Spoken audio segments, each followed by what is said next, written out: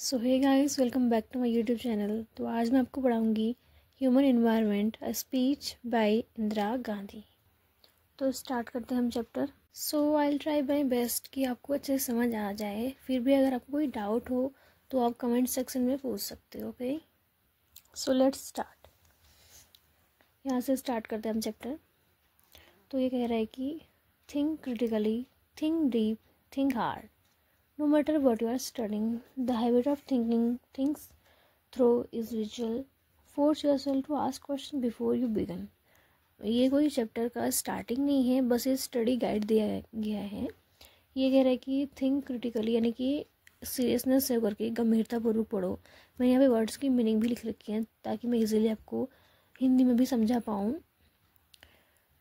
Think deep, think hard. Okay, no matter what you are studying, the habit of thinking things keep through is visual. ये matter नहीं करता कि आप क्या study कर रहे हो, बट आपको उसके बारे में सोचना है, अच्छे से स्टडी करनी है। तो फोर्स योरसेल्फ को आस्क क्वेश्चंस.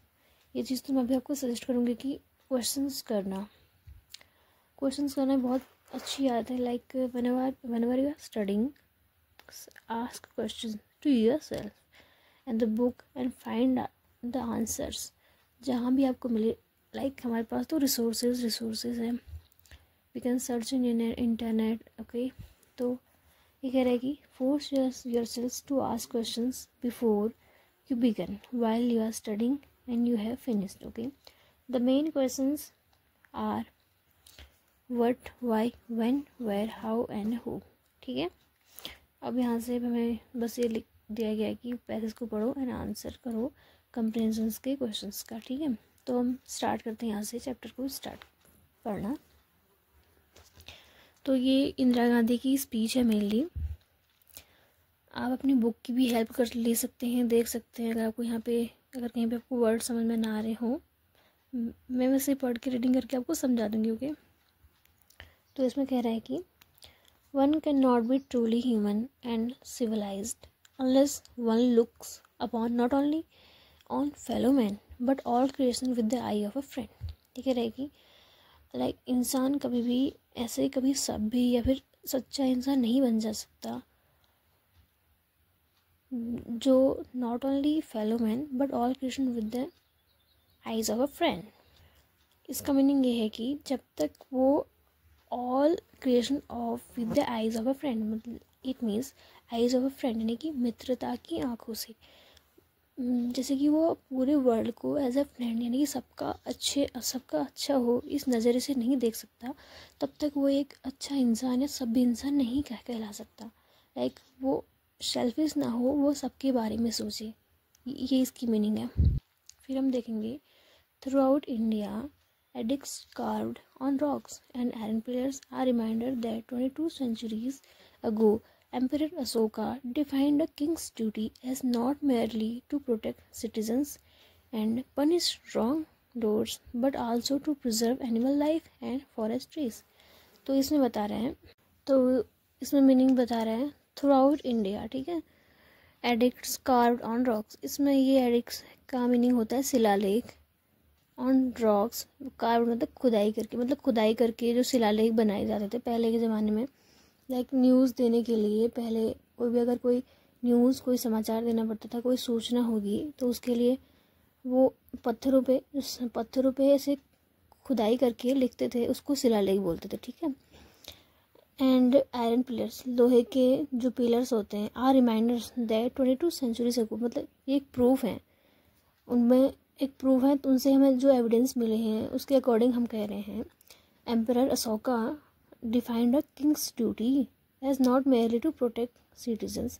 मतलब अशोका ने कैसे डिफाइन किया एज ए किंग्स ड्यूटी को कि नॉट ओनली प्रोटेक्ट सिटीजन्स, की सिटीजन्स को प्रोटेक्ट करना ही नहीं बल्कि पनिश रॉन्ग डोर्स, मतलब जो गलत करने वाले हैं उनको पनिश करना. हाँ, आल्सो टू प्रिजर्व एनिमल्स को प्रिजर्व करना एंड फॉरेस्ट ट्रीज को भी.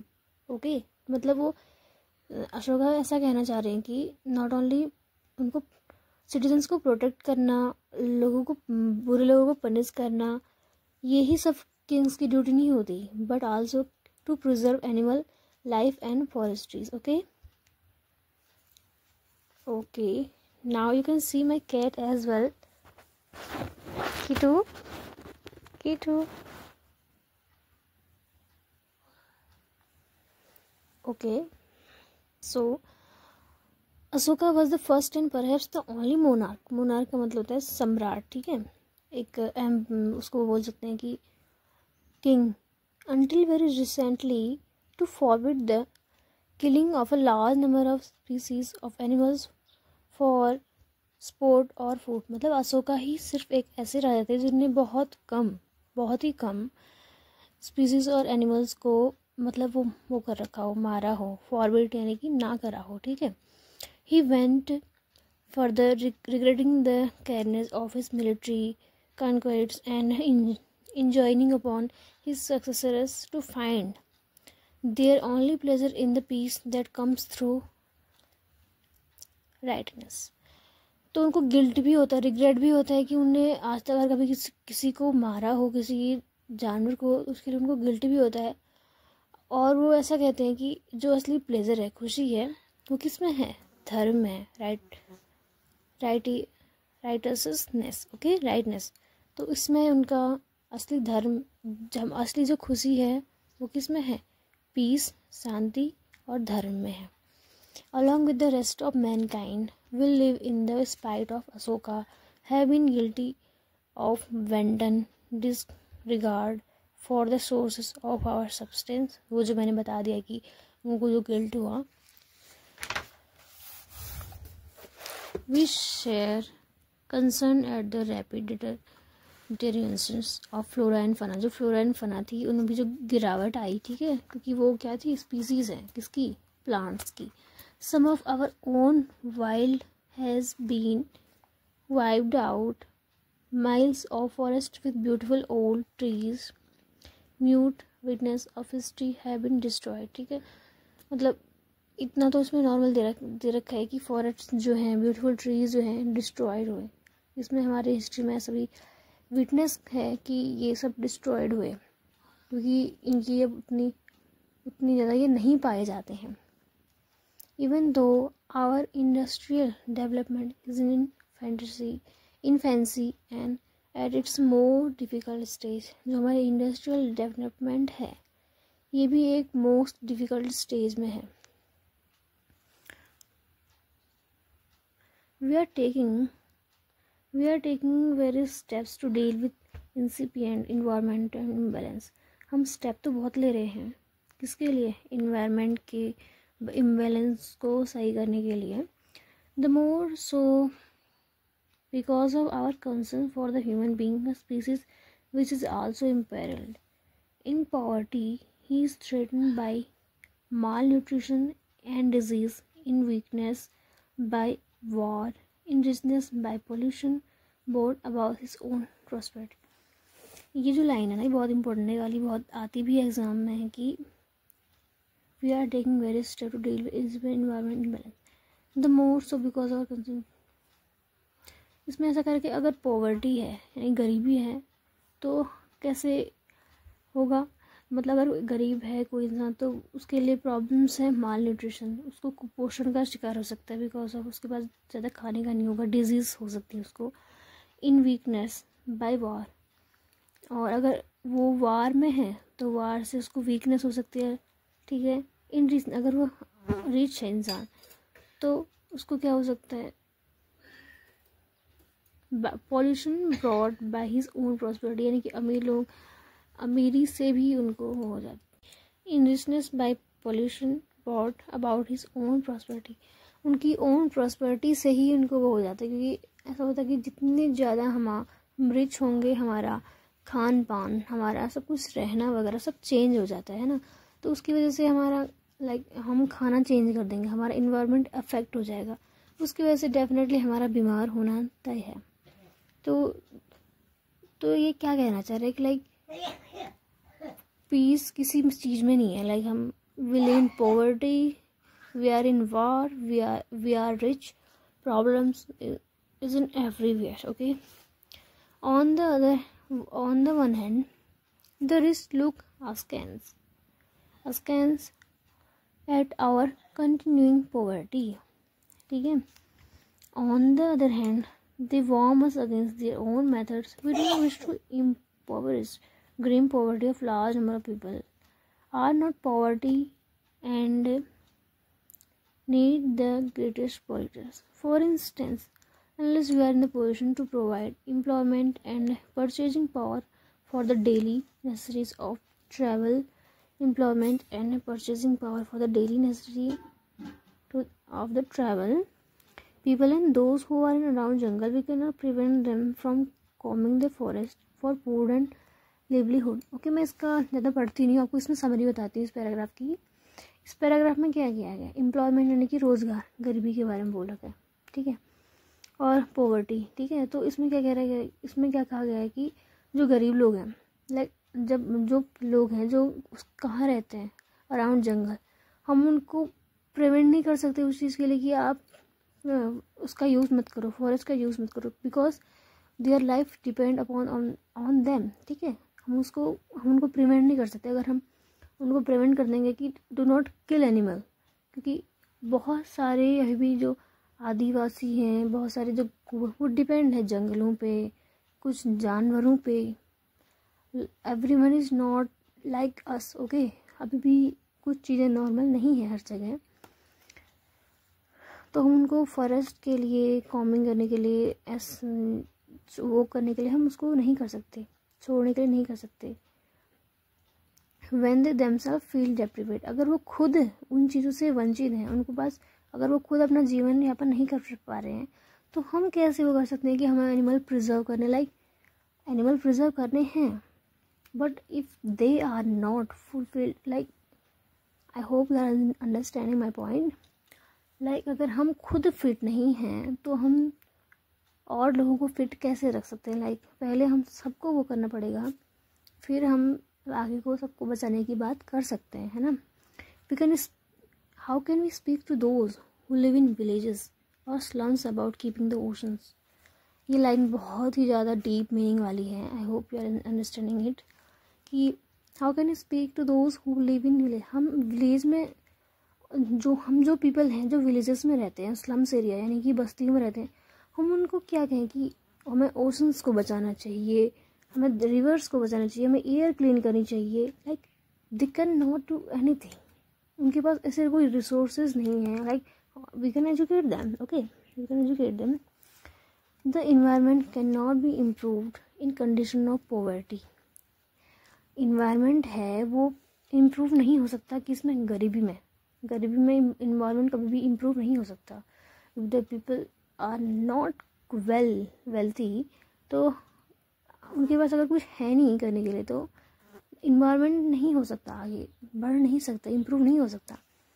Nor can poverty be eradicated without the use of science and technology. तो पॉवर्टी भी पॉवर्टी यानी गरीबी भी कैसे ख़त्म, बिना साइंस एंड टेक्नोलॉजी के गरीबी भी ख़त्म नहीं हो सकती. लाइक हम देखते हैं कि डेवलपमेंट हो रहा है पर पॉवर्टी अभी भी बहुत है. तो डेवलपमेंट कहाँ हो रहा है, वी कैन नॉट सी, हमें दिख नहीं रहा है. मतलब हाँ हो रहा है, हर जगह हो रहा है, बट पॉवर्टी अभी भी है. Must there be conflict between. Conflict का मतलब होता है कि दो अपोजिट चीज़ें जो होती है ना, लाइक दो चीज़ें एक बात पे कॉन्फ्लिक्ट हो जाती हैं. Like conflict between technology and a truly better world.